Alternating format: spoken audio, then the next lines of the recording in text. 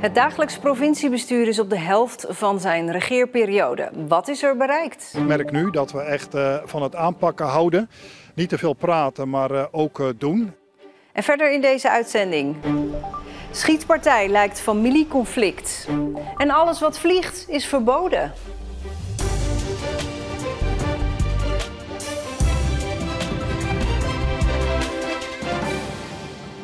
Goedenavond. Bassins voor zoet water, een strenger faunabeheer, een tolvrije Westerschelde-tunnel. Het zijn successen van het provinciebestuur, wat nu precies op de helft zit van de zittingstermijn.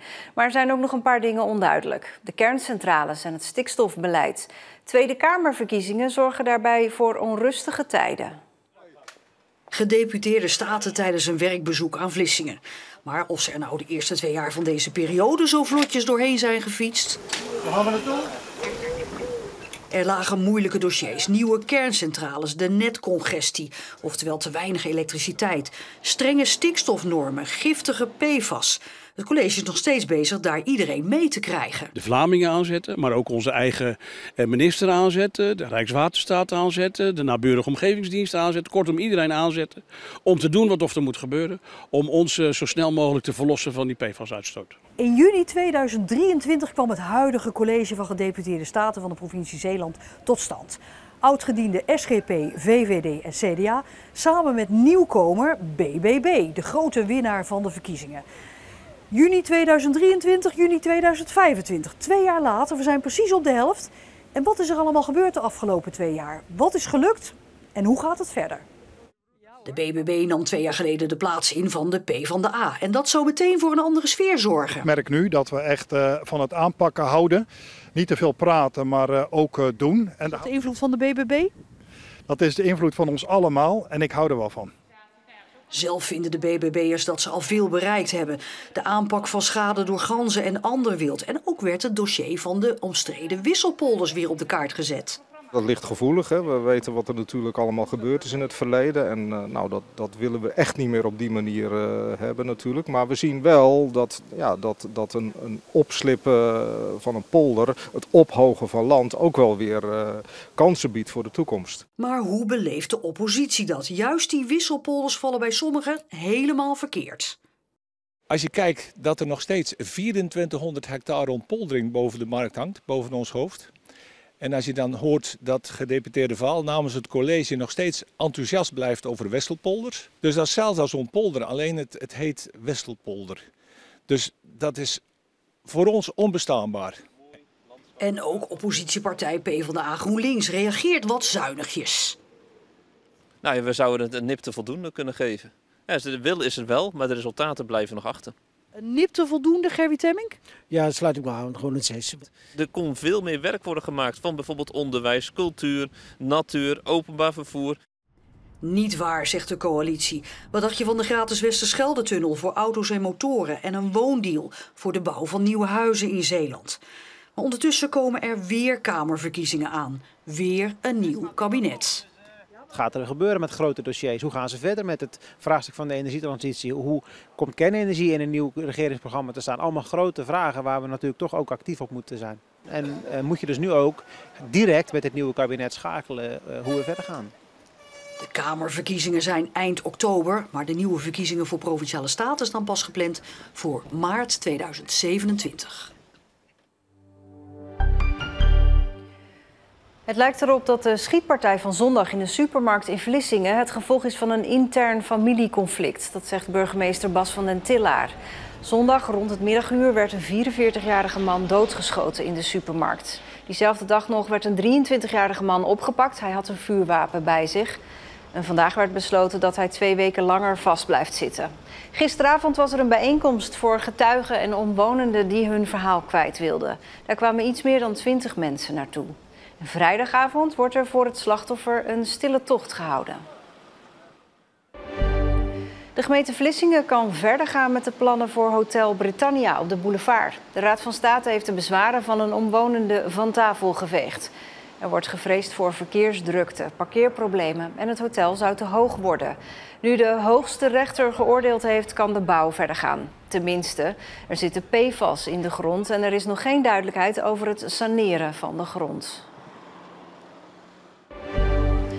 Nooit eerder was het in januari tot en met juli boven de Westerschelde zo zonnig als het afgelopen half jaar. Het weerstation in Wilhelminadorp bereikte vandaag 1233 zonuren en evenaart daarmee het record uit 2020. Dat is ruim 250 zonuren meer dan gemiddeld. We zien vaker dat in een opwarmend klimaat bepaalde weersystemen langer aanhouden. De afgelopen 2 jaar hebben we natuurlijk kletsnatte jaren gehad met lage drukgebieden die heel langdurig op eenzelfde plek bleven hangen en zorgden voor wisselvallig weer. Nu hadden we te maken met langdurige hoge drukgebieden. Dan kan het echt wekenlang droog zijn met zonnige condities en dus droogte. Ja, en dat is iets wat we dus steeds vaker gaan zien. Ook de komende jaren zal het nog geregeld terugkomen. En er is nog een reden waarom we de zon vaker zien dan vroeger. De laatste decennia is de lucht een stuk schoner geworden. Dus er zitten minder vervuilende stofdeeltjes in de lucht die normaal gesproken het zonlicht ook kunnen weerkaatsen. Dus ook daardoor, ook dat is een onderdeel van momenteel het zonnigste halfjaar ooit gemeten.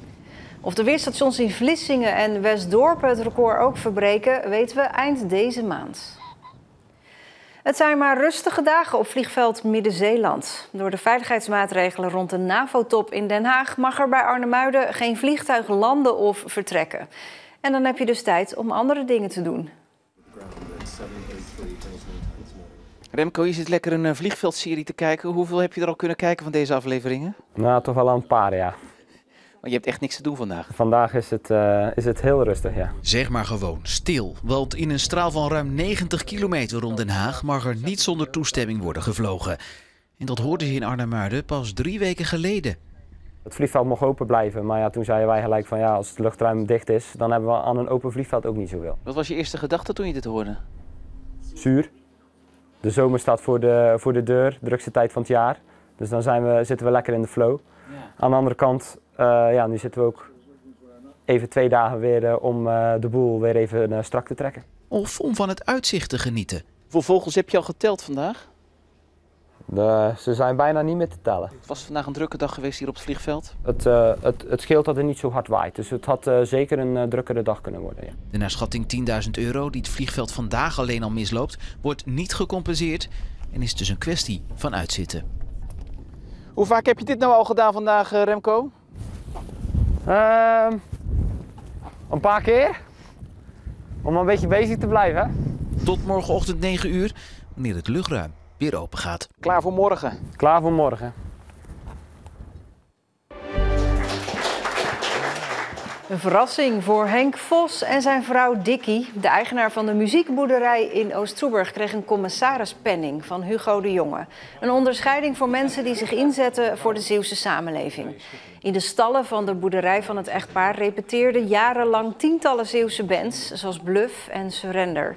En of die penning een verrassing was. Nooit van gehoord. Had nog nooit van gehoord. Nee, nou werd hij er zelf in. Nee. Heel mooi. Zo bijzonder. 1 keer in de zoveel jaar wordt hij pas uitgereikt. Dat wist ik niet. Dat het zo bijzonder was. Dus dan krijgt hij een speciaal plaatsje ook. Ja, dankjewel. Het is geweldig. Het overvalt je allemaal. Pittig in het begin, maar ze hebben hun weg gevonden. De leerlingen van de Isaac Beekman Academie. Eind vorig schooljaar sloot hun school in Capelle. 260 leerlingen moesten op zoek naar een andere middelbare school. Geen gemakkelijke opgave, omdat het onderwijs op de Isaac Beekman anders was ingericht dan op een reguliere middelbare school. En dat hebben ook deze leerlingen van inmiddels het Goese Lyceum ervaren. Ik vond het echt heel moeilijk en ik heb er heel veel moeite mee gehad ook. En dat is vooral te zien aan mijn cijfers. Het is wel een moeilijke overstap, maar ik ben wel goed begeleid door mijn mentor en door docenten. Veel verschillen, maar nu dat ik al een jaar op zit, is gewoon goed. Ik vond het heel moeilijk. Ik mis het IBA wel echt heel erg ook. En niet alleen voor deze leerlingen van de Isaac Beekman Academie, ook wel IBA genoemd, is de overstap lastig geweest. Dat beeld heeft het Goese Lyceum zelf ook. We hebben een introductieactiviteit al voor de vakantie gedaan. Ons doel was eigenlijk dat ze zich zo snel mogelijk prettig en veilig voelden bij ons op school. Ik denk dat het voor de meeste leerlingen ook is gelukt. De mentoren hebben daar ook een belangrijke rol bij gespeeld. Maar het was niet hun eerste keus en dat is natuurlijk altijd even lastig. Dus we hebben daar geprobeerd hen daarin te kennen. Dat gevoel van ik wil het helemaal niet. Dat eerst benoemd en er laten zijn. En daarna de stap proberen te laten maken naar onze school.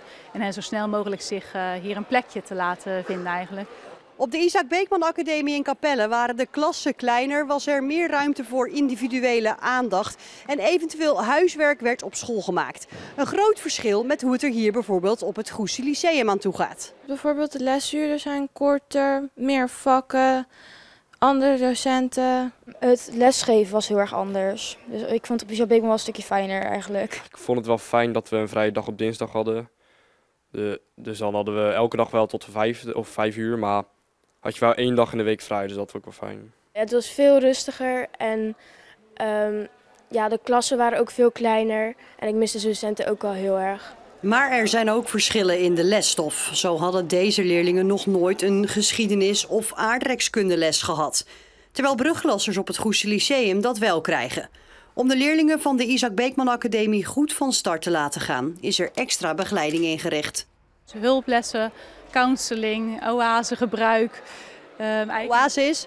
De oase is onze time-out voorziening voor leerlingen die het even taai hebben, overprikkeld zijn en een steuntje in de rug nodig hebben. Deels konden de kinderen meedoen aan onze huidige begeleiding, waar de andere kinderen ook gebruik van maken. En deels hebben we dat geplust voor de IBA-leerlingen. Het was wel fijne begeleiding, want je kon dan leren wat de anderen al hebben geleerd in de brugklas. Dus dan liep je minder achter. Ja, vooral wiskunde eigenlijk. Heb ik er 2 bijlessen voor gekregen. Dit schooljaar stond in het teken van wennen. Toch kijken de meesten positief terug.